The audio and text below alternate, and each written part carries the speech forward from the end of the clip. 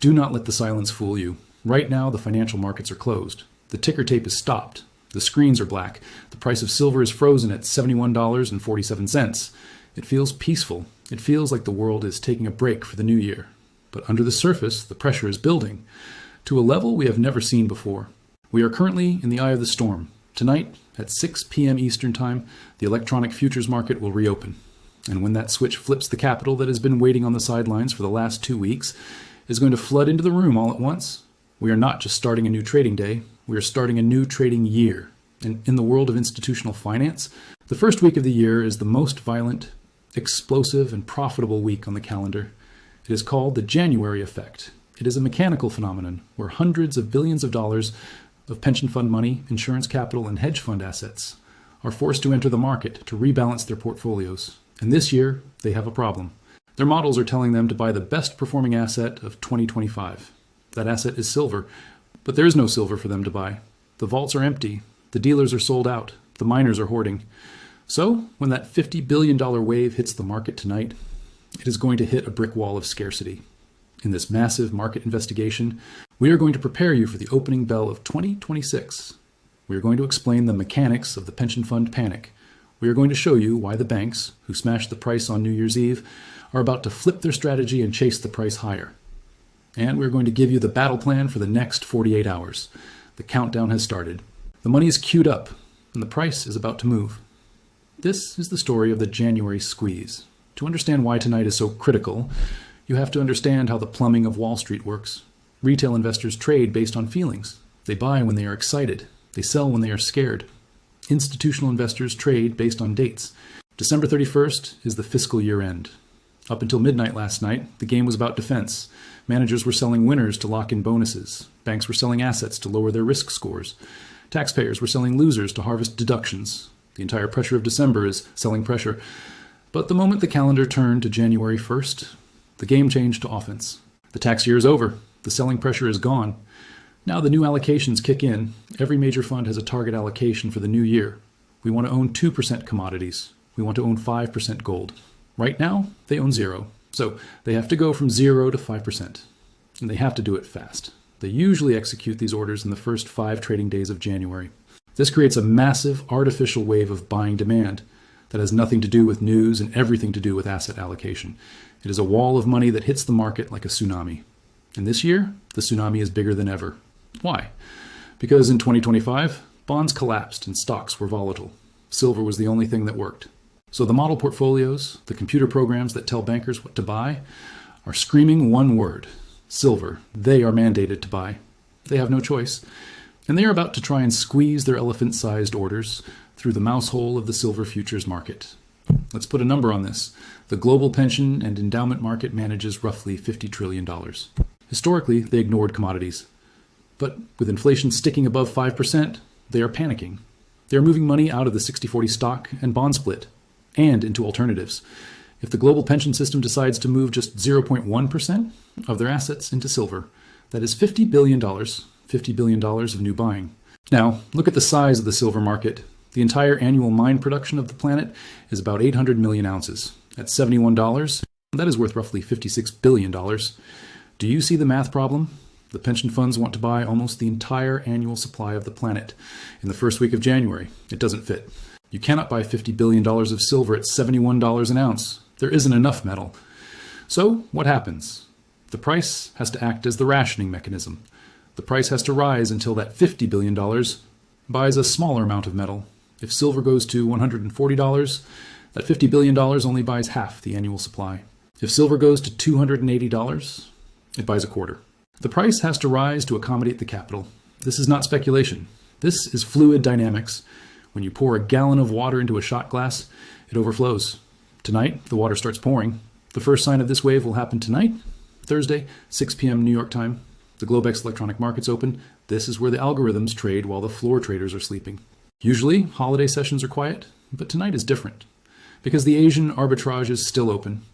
Remember, while New York was closed for the holiday, Shanghai was still hungry. The gap between the US price and the China price is still there. Tonight, the arbitrage bots will turn on. They will see the gap. They will see the cheap silver in New York, and they will hit the buy button. This could create a gap up right at the open. We could see silver jump from $71.47 to $73 in the first minute of trading. If this happens, it sets the tone for Friday. It tells the human traders the dip is over, the buying has started. It creates a sense of urgency. Anyone who was waiting for lower prices will realize they missed the bottom. They will panic buy. This fear of missing out will add fuel to the fire started by the algorithms. Now, let's talk about the banks. Yesterday, we explained how the GSIB surcharge forced banks to sell silver to clean up their balance sheets for the year-end snapshot. They smashed the price to $70.50. They achieved their goal. They lowered their risk score. They saved their bonuses. But now, the snapshot is over. The regulators have taken the picture and left the room. The banks are free to trade again. And what do banks do? They trade to make money. They know the flow is coming. They know the pension funds are buying on Friday. So, do you think the banks are going to stay short? No. They are going to front-run their own clients.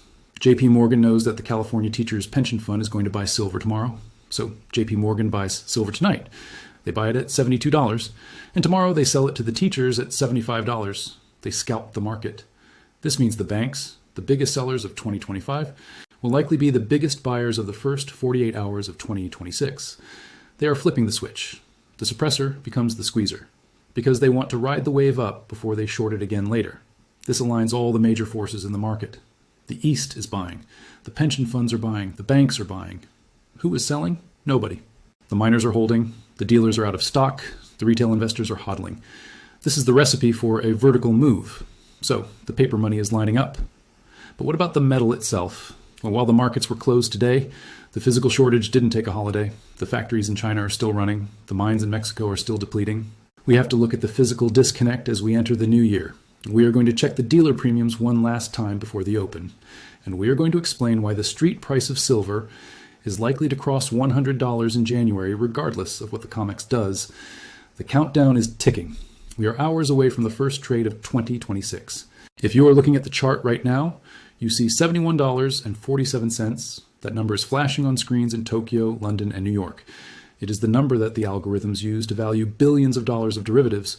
But I have to tell you something that the bankers won't admit. That price is a lie. It is a phantom price. It is the price of a digital contract that was traded on a holiday week with thin volume. If you try to take $71.47 into the real world and exchange it for an ounce of physical silver, you will be laughed out of the room. The paper market is currently living in a fantasy land. The physical market is living in a supply crisis. We are going to expose the massive disconnect between the screen and the street. We are going to look at what happened to the bullion dealers over the last 48 hours.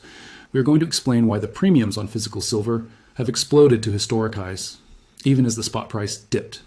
And we are going to show you why the industrial buyers, the companies that actually consume the metal, are already paying $80 an ounce in private deals just to secure delivery for January. The paper market is about to open, but the physical market never closed, and it is screaming shortage. Let's talk about what happened on Main Street this week. While the hedge funds were selling paper to lower their taxes, the retail public was storming the coin shops. We have received reports from major online bullion dealers in the United States and Europe. They are reporting a complete blowout of inventory. Usually, the week between Christmas and New Year is quiet. But this year, sales volume was up 300% compared to last year. Why? Because the public smells the fear. They saw the volatility, they saw the headlines about debt, they saw the crash and the recovery, and they decided to take possession. But here's the problem. The dealers cannot restock. The sovereign mints, the US Mint, the Royal Canadian Mint, are closed for the holidays. The wholesalers are running on skeleton crews. So every ounce that was bought this week is an ounce that cannot be replaced until mid-January. The shelves are bare. So what did the dealers do? Did they lower the price to match the spot market drop? No, they raised the price. If you look at the premium on a Silver Eagle right now, it is approaching $20 over spot. The ask price is over $90. This is the market telling you the truth. The spot price says silver is abundant. The premium says silver is extinct. This divergence is the most reliable signal in commodities. When the paper price drops, but the physical price rises, it means the paper market is broken. It means the shorts are suppressing a beach ball that is fighting to surface. And when the paper market finally breaks, it snaps up to meet the physical price. It doesn't meet in the middle, it gaps up. Now, let's look at the whales of the physical world, the industrial users. We talked about the January effect for pension funds, but there is also a January effect for industry. It is called procurement season. In January, companies like Samsung, Tesla, and First Solar negotiate their annual supply contracts. They sit down with the refiners and the miners to lock in their price and volume for the year.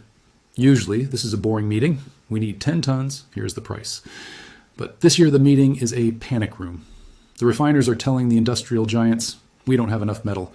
The mines are depleting, the Chinese are hoarding, the recycling is failing. We can only give you 70% of what you need. Imagine you are the CEO of a solar company. You have a mandate to double production in 2026, and your supplier tells you they are cutting your silver allocation by 30%. What do? You panic. You go into the spot market and you buy everything that isn't nailed down. You pay any price. $75? Fine. $80? Fine. You just need the metal to keep the factory open. This is happening right now. While the markets are closed, procurement teams are making phone calls, they are engaging in off-market transactions.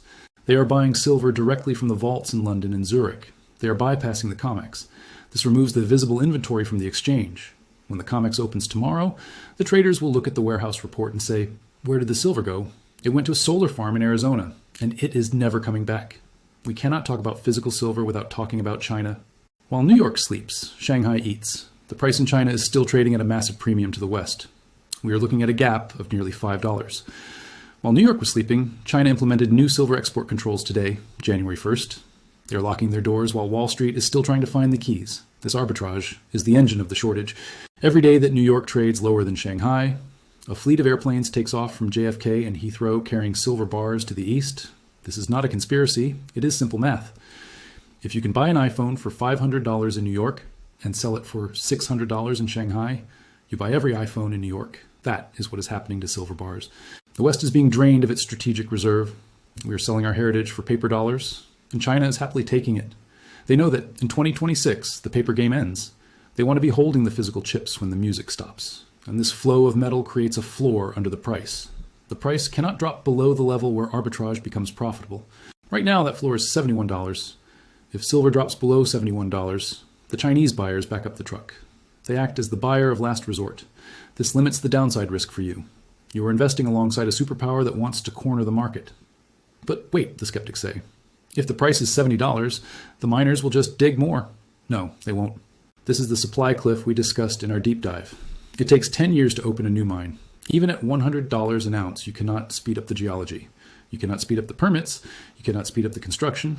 In fact, supply might actually drop in 2026. Why? Because of political risk. Look at Mexico. Look at Peru. The governments there are looking at $70 silver and getting greedy. They are talking about higher taxes. They are talking about nationalization. When governments attack miners, miners stop investing. They stop digging. They go on strike. So precisely when the world needs more silver, the political environment is ensuring we get less. This is the definition of a structural deficit. It is not fixable by price alone. It requires a decade of investment and stability. We have neither. So the industrial buyer knows that no help is coming from the mines. The retail buyer knows that no help is coming from the mints. The only place to get silver is from existing stockpiles, from the vaults.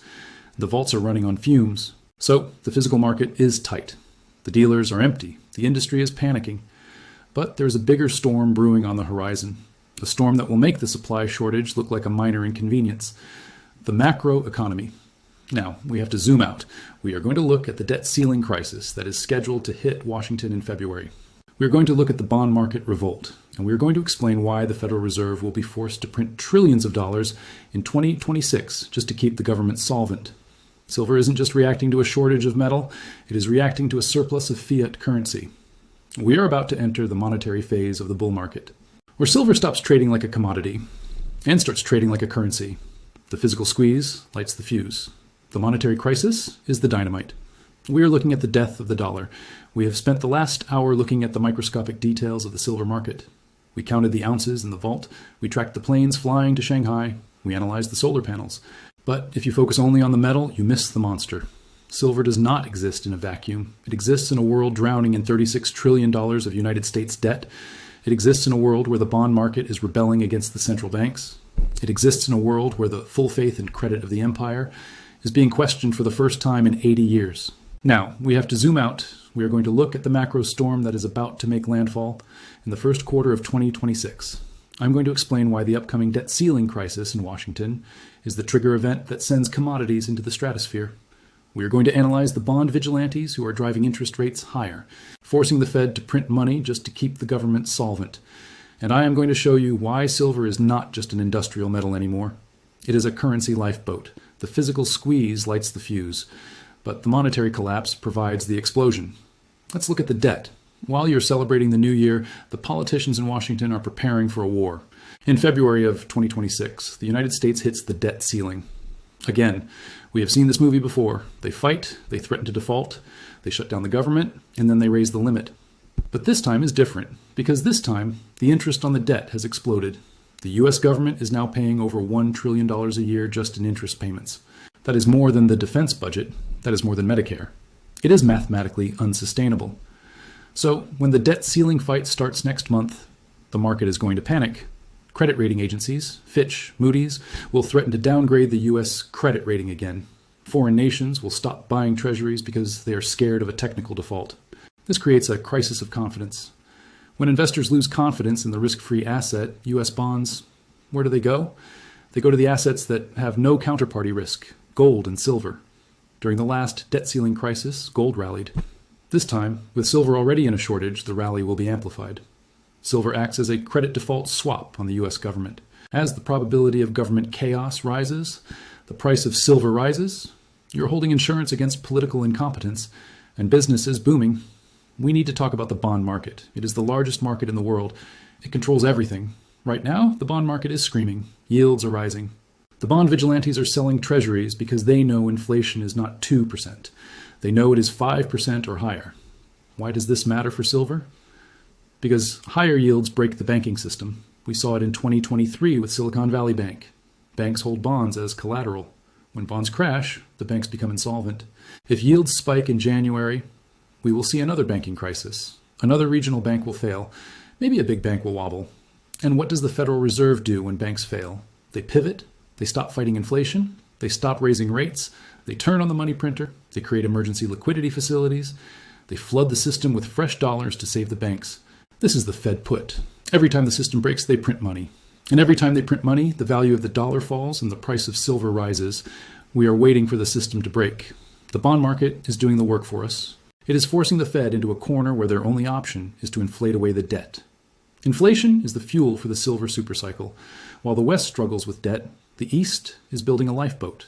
The BRICS alliance, Brazil, Russia, India, China, South Africa, and the new members, is actively moving away from the dollar. They call it de-dollarization. In 2026, we expect a major announcement regarding a BRICS trade settlement unit, a currency backed not by promises, but by hard assets, gold, oil, rare earths, and silver. China knows that to challenge the dollar, they need a currency that has intrinsic value. Paper money is a weapon used by the US. Commodity money is the shield used by the BRICS. If silver becomes a component of a global monetary reserve system, it remonetizes instantly. For 40 years, silver was just a commodity like copper. If it becomes money again, the valuation model changes. Money trades at a premium to its industrial value. Gold trades at a massive premium because it is money. Silver is currently trading at its industrial value. The monetary premium is the upside, and the BRICS nations are the ones who will apply that premium. Wall Street analysts love to talk about real interest rates. They say, if interest rates are high, gold and silver should fall because they pay no yield. This is the textbook theory. But look at the reality. Interest rates are 5%. Silver is at $75. The textbook is broken. Why? Because the market knows the interest rate is fake. The real rate is interest minus actual inflation. If the bank pays you 5%, but the cost of living goes up 10%, your real rate is negative 5%. You're losing purchasing power by holding cash. Smart money knows this. They know the CPI numbers are cooked. They know that true inflation is double digits, so gold and silver are rising with interest rates. This is a historic anomaly. It usually only happens during a currency collapse. When the market stops believing the central bank, the rules of economics invert. We are living in that inversion. Finally, let's look at the second wave of inflation. The Fed claimed victory. They said inflation was coming down, but look at the inputs. Oil is rising, shipping costs are rising. Labor costs are rising. Insurance costs are skyrocketing. Inflation is sticky. In the 1970s, inflation came in 3 waves. The first wave hit, the Fed raised rates, inflation fell, everyone celebrated. Then the second wave hit, it was bigger. Then the third wave hit, it was the biggest.